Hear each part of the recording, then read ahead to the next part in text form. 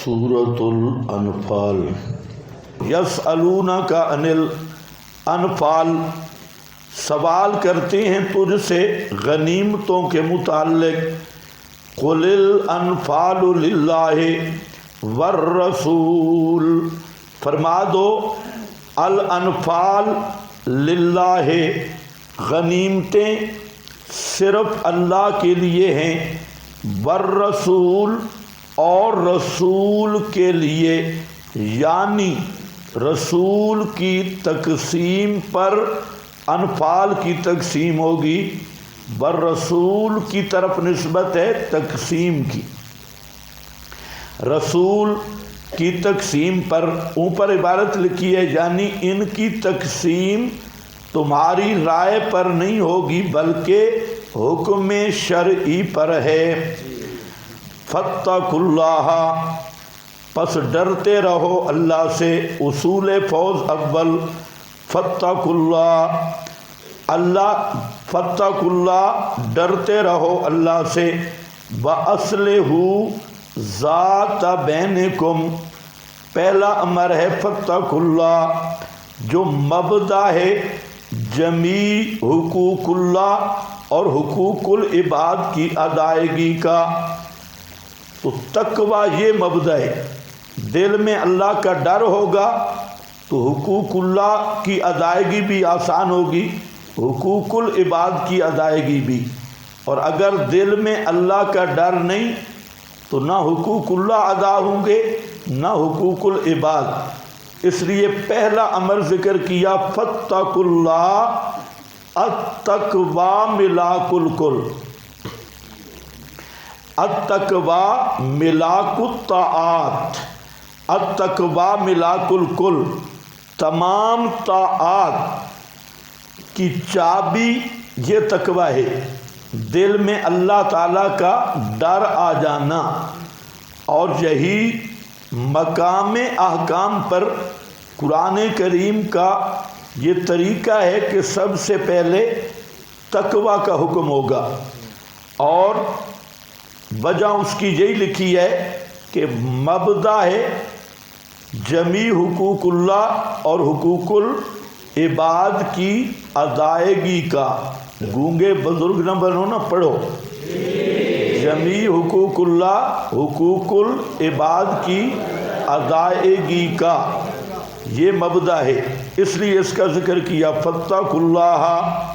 وَأَصْلِحُوا ذَاتَ بَيْنِكُمْ، اور درست رکھو، اصلحوا درست رکھو، ذات بینکم آپس کے احوال اور معاملات کو، یعنی حسد بغض نہ رکھو، آپس میں حسد بھی نہ ہو بغض بھی نہ ہو، اصلحوا ذات بینکم، یہ تقویٰ ہوگا تو آپس میں اصلاح ہوگی، اور یہ مقصودی مضمون ہے کہ جب تک مسلمانوں کی جماعت متحد نہیں ہوگی، آپس میں محبت اور پیار نہیں ہوگا، ایک دوسرے کا لحاظ نہیں ہوگا، عزت اور احترام نہیں ہوگا، اس وقت تک دشمن سے نہیں لڑ سکتے۔ ہاں، جب تک آپس میں پھوٹ پڑی رہے گی تو دشمن کا مقابلہ پھر نہیں ہو سکتا۔ پہلے آپس کی اصلاح کرو، حسد نہ رکھو، بغض نہ رکھو، اور جو بڑے اکابر ہیں ان کے تو کوئی انہیں منوا نہیں سکتا، ورنہ حکم سب کے لیے اصلحوا ذات بینکم۔ اگر اسی ایک آیت پہ آدمی غور کر لے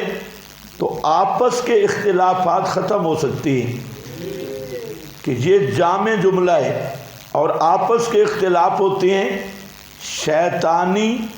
تحریش کی وجہ سے، اور شیطان مباحدوں کو لڑاتا ہے تاکہ مشرکین کا تعاقب نہ ہو، شرک کا تعاقب نہ ہو۔ تو سب سے زیادہ جو مشن کے وفادار ہیں اور جن کا مقصد مشن توحید و سنت کی خدمت کرنا ہے، انہیں اس آیت پہ غور کرنا چاہیے، اصلحوا ذات بینکم، درست رکھو آپس کے احوال اور معاملات کو۔ یہی وہ تربیت نبوی تھی جس پر جماعت تیار ہوئی، اور جس جماعت کو اللہ نے رحماء بینہم کہا، اور جس جماعت کو اللہ تعالیٰ نے اصبحتم بنعمتہ اخوانا کہا۔ وہ اگر لڑتے بھی تھے تو ان کے دل میں اللہ کی محبت، اللہ کا ڈر تھا اور دین کا تحفظ تھا۔ آپ اندازہ کریں کہ آپس میں اجتہادی اختلاف کی بنا پر اور باغیوں طاغیوں کی شرارتوں اور چالاکیوں کی وجہ سے آپس میں اختلاف بھی بن گیا، لیکن جب روم کے بادشاہ نے حضرت معاویہ رضی اللہ تعالی عنہ کو خط لکھا کہ آپ کی حضرت علی سے لڑائی ہے اور میں چاہتا ہوں کہ میں آپ کی مدد کروں اور میں اپنی فوجیں آپ کے تعاون کے لیے بھیجوں، تو حضرت معاویہ رضی اللہ تعالیٰ عنہ آپ اندازہ کر لیں کہ وہاں باوجود اس کے کہ ضرورت تھی اور کوئی آدمی بھی ہوتا تو وہ دشمن سے مدد مانگنا اس وقت بالکل آسان تھا، لیکن حضرت معاویہ نے جو جواب لکھا وہ سنہری حروف میں لکھنے کے قابل ہے۔ حضرت معاویہ نے خطاب کرتے ہوئے پہلی لائن لکھی، یا قلب الروم، یہ ہے دل میں ایمان کی پاور۔ اختلاف ہو گیا ہے لیکن دشمن کے مقابلے پھر بھی ایک ہیں، اور لفظ ایک ایک لفظ حضرت معاویہ کے نور ایمان کو واضح کر رہا ہے۔ یا قلب الروم، یہ روم کے بادشاہ کو لکھا جا رہا ہے، اور روم کے کتے، قلب الروم، اگر تو نے اسلامی سرحدوں کی طرف رخ کیا تو میں حضرت علی کا سپاہی بن کے آپ کا مقابلہ کروں گا۔ یہ وہ جماعت ہے جس کو اللہ نے حزب اللہ کہا، اولئک حزب اللہ، اور اسی لیے فرمایا الا ان حزب اللہ هم الغالبون، الا ان حزب اللہ هم المفلحون، جہاں بھی گئے غالب رہے، جہاں بھی گئے کامیاب رہے۔ تو یہ وہ مقدس جماعت تھی، اس کی تربیت ایسی ہوئی۔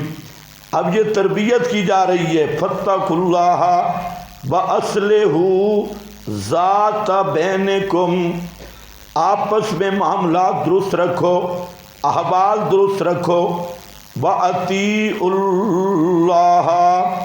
اور تابعداری کرو اللہ کی، ورسولہ، اور اس کے رسول صلی اللہ علیہ وسلم کی، ان کنتم مؤمنین،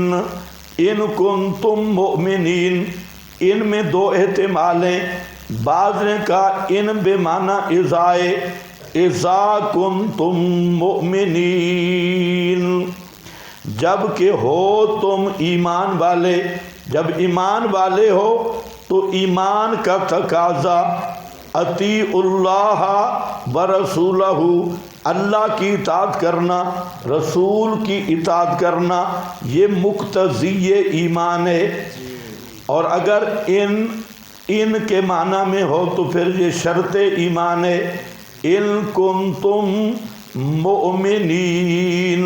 اگر ہو تم ایمان والے تو ایمان کے لیے اطیعوا اللہ بھی ضروری ہے اور رسولہ، رسول کی اطاعت بھی ضروری ہے۔ اللہ کی اطاعت کے ساتھ رسول اللہ صلی اللہ علیہ وسلم کی اطاعت بھی ایمان کے لیے ضروری ہے۔ انما المؤمنون الذین، اور لفظ رسولہ ذکر کیا،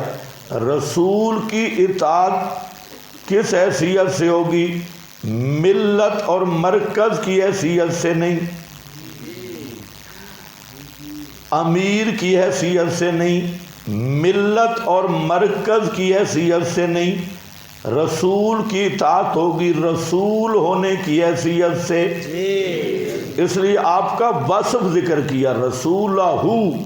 ایک اطاعت ہے، جیسے پرویز بے ایمان وہ کہتا ہے کہ رسول کی اطاعت ہے مرکز و ملت ہونے کے اعتبار سے، یعنی دوسرے لفظوں میں سربراہ ہونے کے اعتبار سے، سربراہ یا امیر ہونے کے اعتبار سے، جبکہ اللہ تعالیٰ نے فرمایا رسولہ، آپ کا وصف ذکر کیا کہ رسول کی اطاعت بطور سربراہ کے نہیں ہے،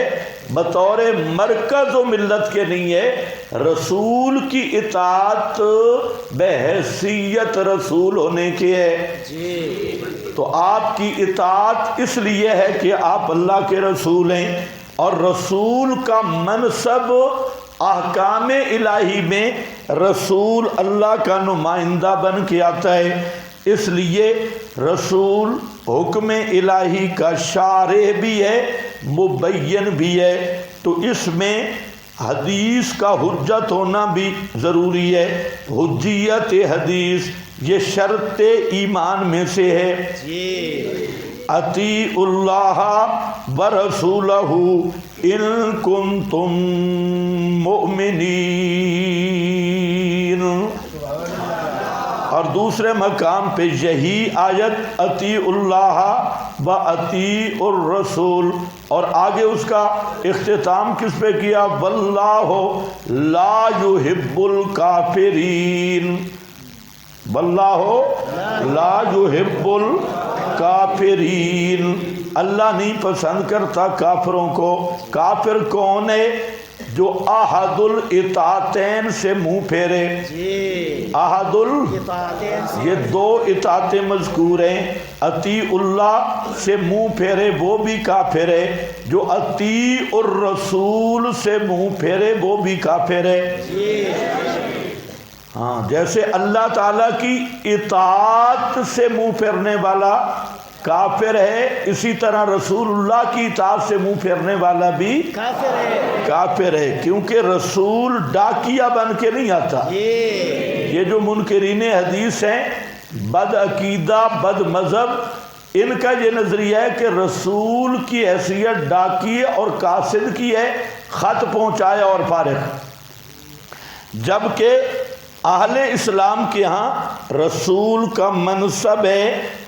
ترجمان القرآن اور مبین قرآن، مفسر قرآن اور مبین احکام۔ تو اس لیے یہاں پر رسولہ ان کنتم مؤمنین، اگر ہو تم مومن تو دونوں اطاعتیں کرنی ہوں گی۔